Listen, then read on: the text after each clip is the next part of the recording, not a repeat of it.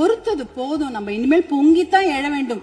அரசன் அன்று கொள்வான், தெய்வம் நின்று கொள்ளும் அப்படின்னு சொல்லுவாங்க. இன்னைக்கு நம்ம குழந்தைங்க மேல கைய வச்சவங்கள நம்ம சும்மா விடக்கூடாது. நம் பெண்கள் மேல் கை வைத்தவர்கள் சும்மா விடவே கூடாது. இதுக்கு மேல நம்ம பொறுமையா இருக்கிறதுல அர்த்தமே கிடையாது. துபாய், அரபு நாடுகள், இல்ல சிங்கப்பூர் போன்ற நாடுகள்ல எல்லாம் இப்படிப்பட்ட கொடுமையான குற்றங்களை செய்தவர்களுக்கு உடனடியாக சட்டப்படி மரண தண்டனை கொடுக்கிறார்கள். அந்த மரண பயத்தையும் உயிர் பயத்தையும் அந்த தப்பு செய்தவங்களுக்கு நம்ம கொடுக்கணும். அப்படி இருந்தாதான் இந்த பெண்கள் குழந்தைகளை காப்பாற்ற முடியும். வேற வழியே கிடையாது.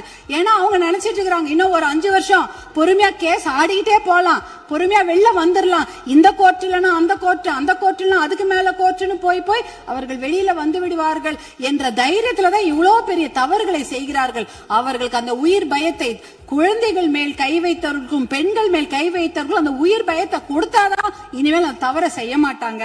அதுக்காக இனிமேல் நாம பொறுத்தது போதும், பொங்கி எழ வேண்டும் என்று மறுபடியும் நான் உங்களை வேண்டி விரும்பி கேட்டுக்கொள்கின்றேன்.